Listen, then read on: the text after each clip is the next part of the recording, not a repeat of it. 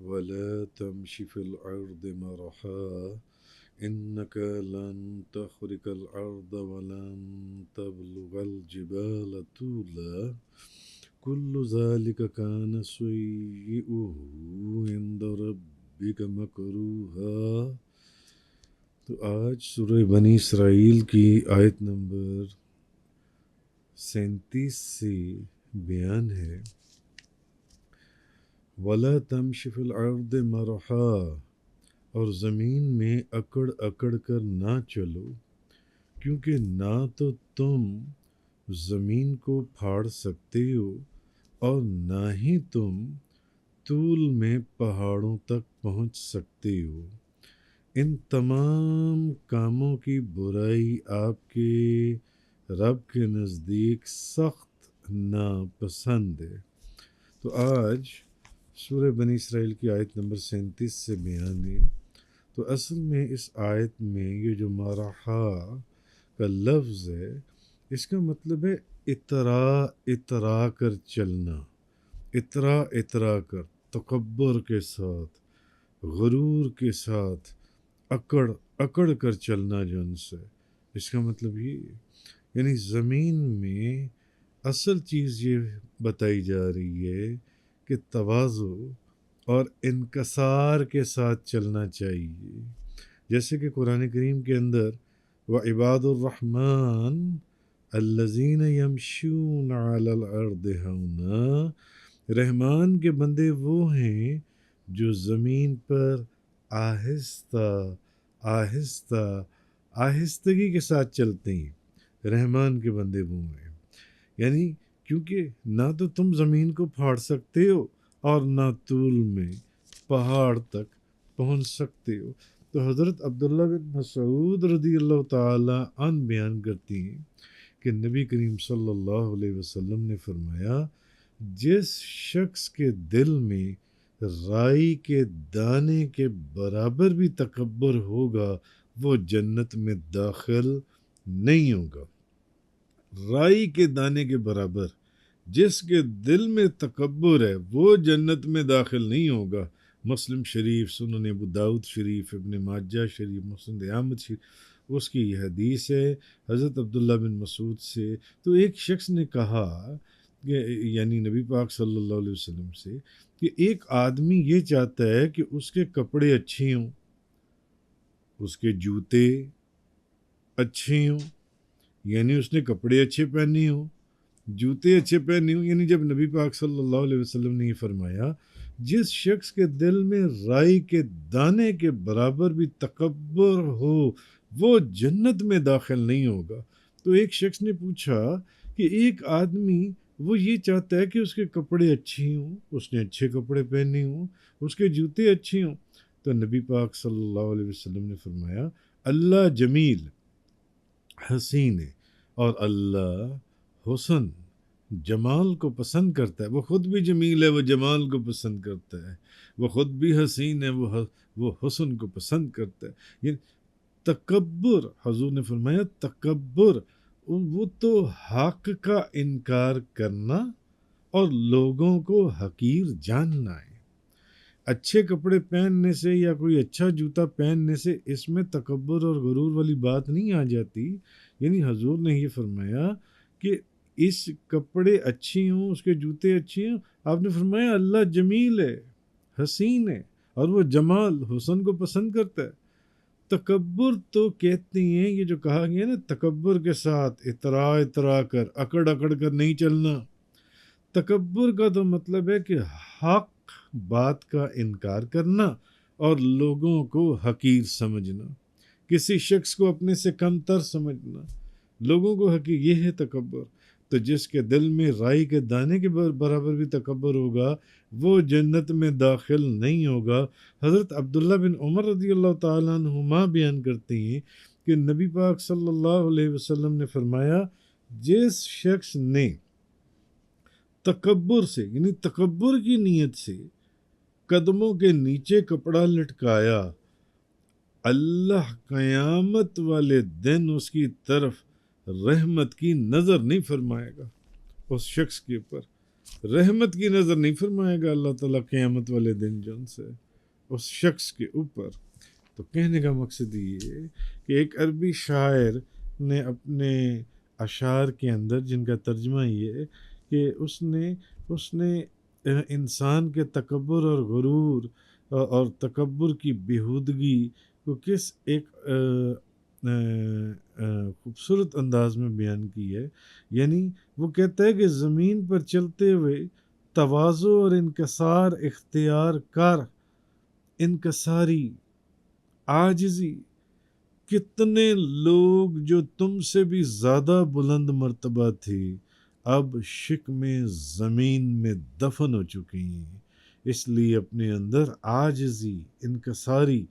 تکبر کو چھوڑ دے۔ کیسے کیسے لوگ جو تم سے بھی بڑا بلند مرتبہ رکھتے تھے وہ آج زمین کے اندر دفن ہو چکی ہیں۔ تو تکبر کس چیز کا، غرور کس چیز کا،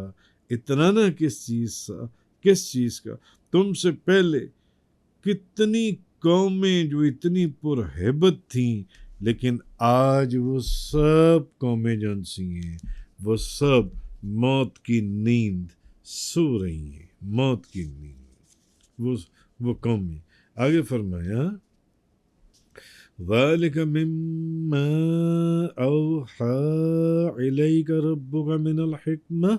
وَلَا تَجْعَلْ مَعَ اللَّهِ إِلَٰهًا آخَرَ فَتُلْقَىٰ فِي جَهَنَّمَ مَلُومًا مَدْحُورًا۔ یہ وہ حکیمانہ احکام ہیں جن کی آپ کے رب نے آپ کی طرف وحی فرمائی ہے، اور اے مخاطب اللہ کے ساتھ دوسرا عبادت کا مستحق نہ بنا، ورنہ تجھ کو ملامت زدہ اور پھٹکارا ہوا بنا کر دوزخ میں جھونک دیا جائے گا۔ أَفَأَصْفَاكُمْ رَبُّكُمْ بِالْبَنِينَ وَاتَّخَذَ مِنَ الْمَلَائِكَةِ إِنَاثًا،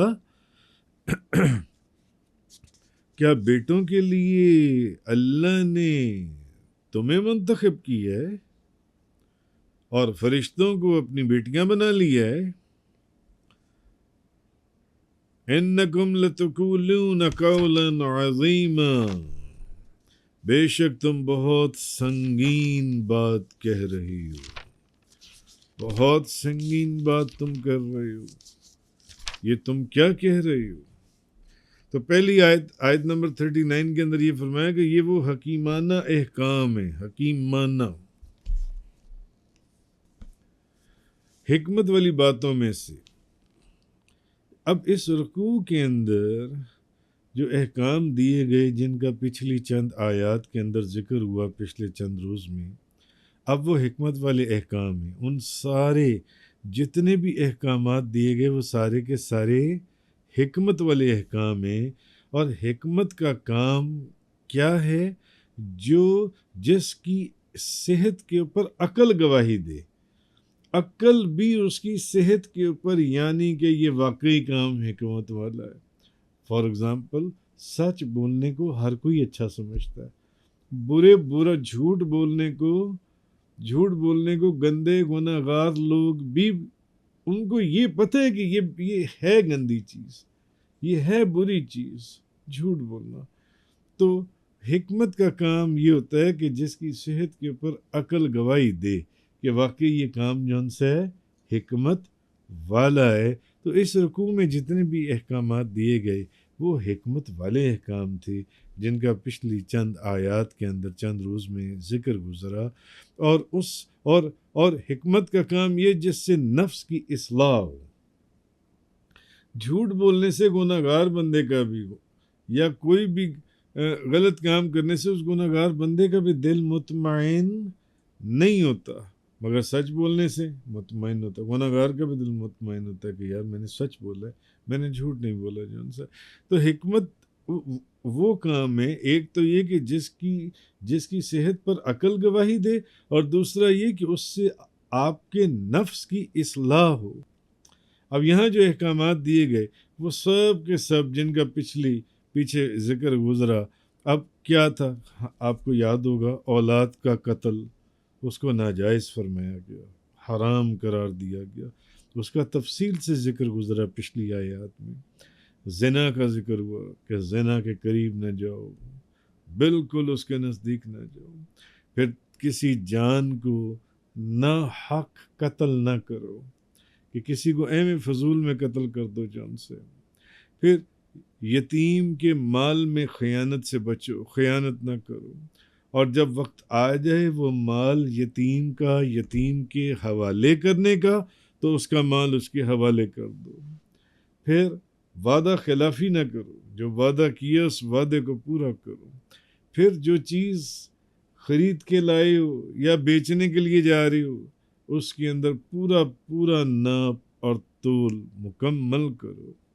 پھر تیسرا یہ جیسے کہ کل کے بیان میں گزرا تھا کہ بغیر تحقیق کے باتوں کے پیچھے نہ پڑو کہ کسی کے اوپر کوئی جھوٹا الزام لگا دو،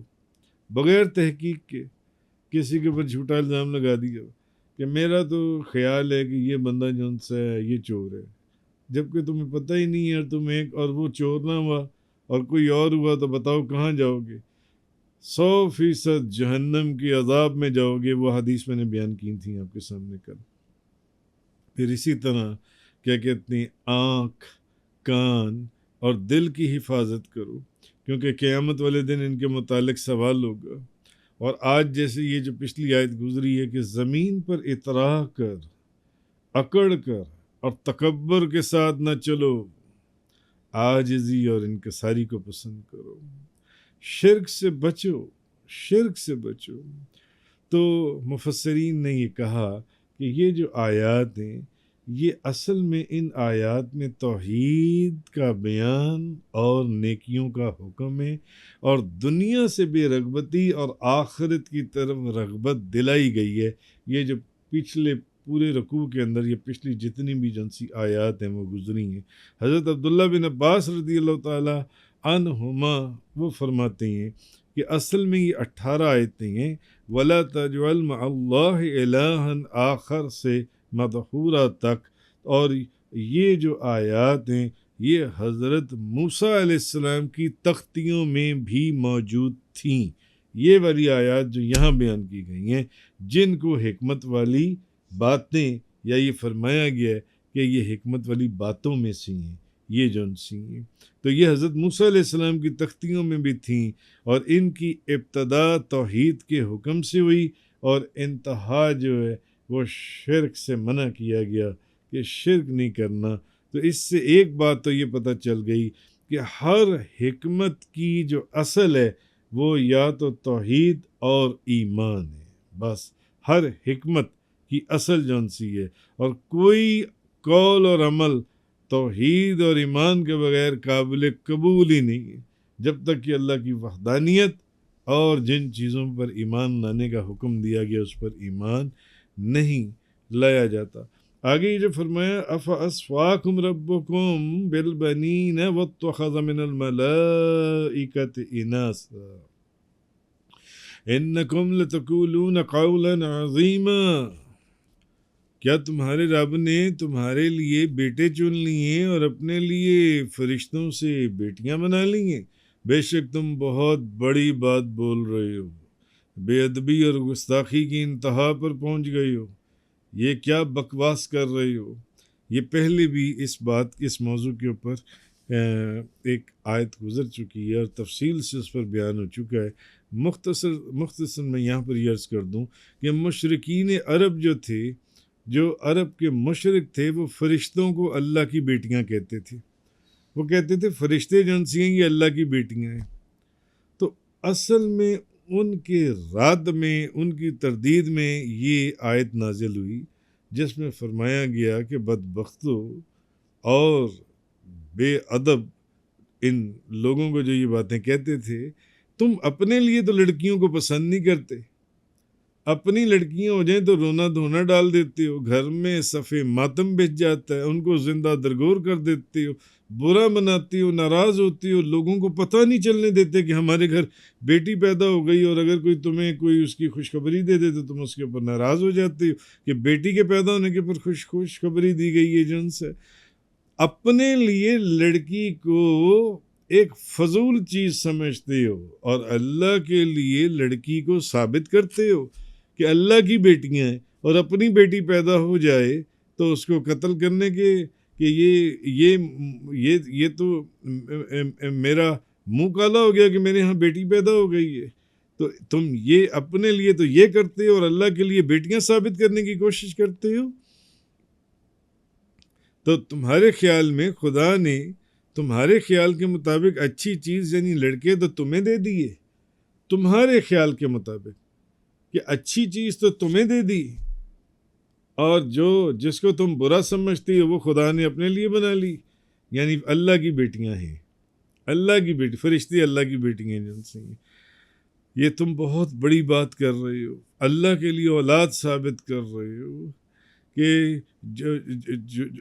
جس کا تعلق جسم سے ہے، اور اللہ تو ان چیزوں سے پاک ہے۔ پھر اس میں بھی ایک تو یہ بے ادبی اور گستاخی کہ اللہ تو جسم سے، اولاد سے، ان چیزوں سے پاک ہے، ایک تو وہ ثابت کر رہے ہو، اور پھر ثابت کرنے کے بعد جو چیز اچھی ہے جس کو تم اپنی نظر میں اچھا سمجھتے اس کو اپنے لیے ثابت کر رہے ہو، اور جس کو تم اپنی نظر میں برا سمجھتی ہو بیٹی، اس کو خدا کے لیے ثابت کر رہے ہو کہ خدا کی بیٹیاں ہیں۔ یہ ایک بہت بڑی بے ادبی اور گستاخی ہے یہ جو کچھ تم کر رہے ہو۔ انکم لتقولون قولا عظیما، یہ بے شک تم بہت بڑی بات بول رہے ہو۔ تفسیر قرآن کا یہ لیکچر انگلش میں سننے کے لیے براہ کرم ڈسکرپشن میں موجود لنک پر کلک کریں۔